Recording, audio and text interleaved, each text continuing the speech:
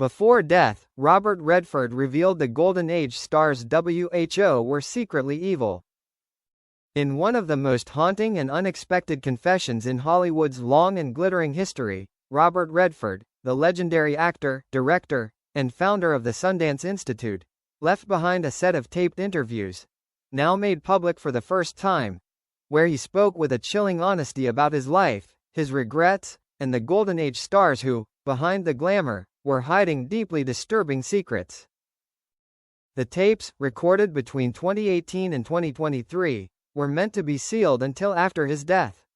But just months before he passed, Redford reportedly told his longtime friend, cinematographer Richard Salvatore, "The truth deserves daylight, even if it burns the myths we built." And so, the truth came out, a dark, painful reminder that the bright lights of old Hollywood often hid monsters in tuxedos and diamonds. Movie camera: the illusion of Hollywood's golden age. In the early 1960s, when Redford was a rising star appearing on The Twilight Zone and later in Barefoot in the Park, he idolized the likes of Clark Gable, John Wayne, Marilyn Monroe, and Humphrey Bogart. He described how the studios created gods out of ordinary, often broken people. "They weren't saints," Redford said in one recording. "They were brilliant, but also cruel. You didn't see what happened when the cameras stopped. I did." As he recalled, there was an unspoken code of silence that ruled the Golden Age. Studio heads paid off scandals, destroyed evidence, and silenced victims, all to protect the illusion of Hollywood purity. "It wasn't about art," Redford continued. "It was about control, and some of the greatest names in our business had a darkness that the public never saw." Black Circle: the gentleman who wasn't, Cary Grant. Cary Grant, known to millions as the embodiment of elegance and charm, was the first name Redford mentioned. "He was magnetic on screen," Redford said softly, "but behind closed doors, he was unpredictable, often cruel to those closest to him. I saw him humiliate people just for the pleasure of it, and when he drank, that charm turned into venom." Rumors had long swirled about Grant's temper, but no one dared speak openly. Redford, who briefly worked near him during a promotional event in 1965, described an encounter where Grant berated a young assistant for stuttering. "It broke the kid," Redford said. "Everyone laughed nervously. That was the rule. Never confront a legend. Never tell the truth." Heartbreak: Marilyn Monroe's pain, and her dark mirror. Redford's tapes also mentioned Marilyn Monroe, not as one of the evil ones, but as a victim of them. He said Monroe was a soul surrounded by predators disguised as protectors. She was used, drugged, controlled, and discarded by powerful men who wore tuxedos and smiles, Redford revealed. The real evil wasn't her instability, it was the men who made her unstable. Among those men, Redford named two: a producer known for casting couch deals and a celebrated director who later won multiple Oscars. Their names were partially redacted in the released tapes, but insiders believe one was Darryl F. Zanuck, the infamous 20th Century Fox mogul. Tumbler glass: the Duke's shadow, John Wayne's secret cruelty. Perhaps the most shocking revelation was about John Wayne, an American icon. Redford described the star as a complicated man with a mean streak that could fill a canyon. "He was patriotic, loud, and larger than life, but he had no mercy," Redford said. "I saw him mock a native actor on set in the most degrading way. He thought it was funny. Everyone else laughed because they were afraid not to." Redford, who revered Wayne as a child, said the moment broke something inside him. "That's when I realized Hollywood heroes aren't heroes at all. They're actors even when the cameras are off." Sunglasses: the director who destroyed souls. Redford also spoke about a director he refused to name directly, calling him the magician. "This man," he said, "was adored by critics but destroyed the lives of the young talents he worked with.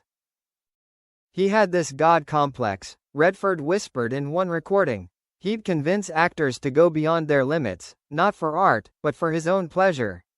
He loved watching people crumble." Many speculate Redford referred to Alfred Hitchcock, a master filmmaker whose treatment of actresses like Tippi Hedren later became infamous. Redford confirmed that the magician often treated women as props, not people. He'd terrorize them on and off the set, Redford said. He'd call it method directing. I called it cruelty. Candle the Devil in a Tuxedo, the Golden Couple's Secret.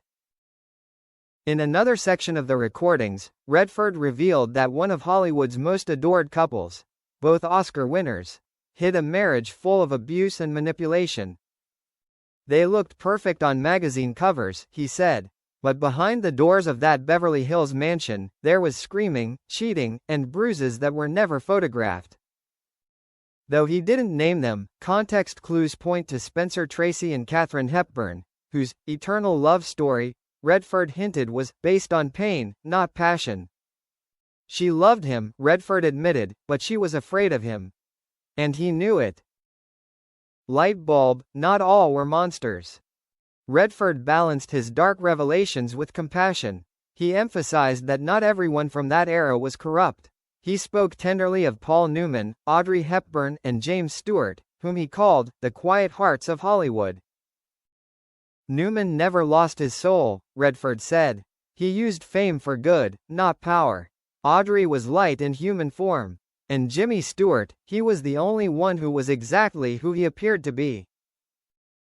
These three names, he said, gave him hope that the machine couldn't kill everyone's conscience. Mirror the price of silence. Redford's voice trembled in the final minutes of the tapes. He admitted that he, too, had been silent for too long. I saw things I didn't stop, he confessed. Because I was young, scared, and I wanted a career. Every time I stayed quiet, I helped the evil thrive.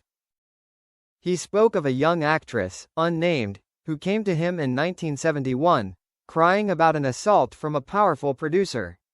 I told her to go to the police, Redford said, but she laughed and said, the police already work for them. She wasn't wrong. Sunrise, the final message.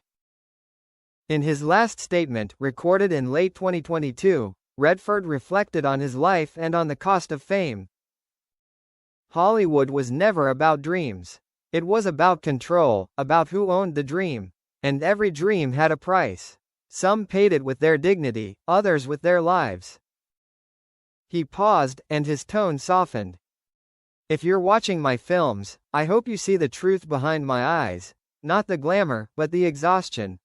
I wanted to tell stories that healed what Hollywood had broken. Maybe I didn't heal enough. Then, in his signature quiet humility, he concluded. The lights go down. The cameras stop. The truth is what remains. When the recordings became public, they sent shockwaves through both Hollywood historians and fans alike. While some dismissed the revelations as bitterness from an aging legend, others praised Redford's bravery for exposing a system that still carries the shadows of its golden past. Film scholar Denise Rutherford summarized it best. Robert Redford didn't just tell us who was evil. He told us that the entire idea of Hollywood perfection is evil, because it thrives on silence. In the end, perhaps that was Redford's final film, not one captured on camera, but one whispered in truth. A documentary of conscience, narrated by a man who refused to let history remain a lie. And as the curtain falls on one of Hollywood's most iconic lives, Robert Redford leaves behind not just a cinematic legacy, but a warning. Beware of the ones who smile the brightest. They're often hiding the deepest darkness.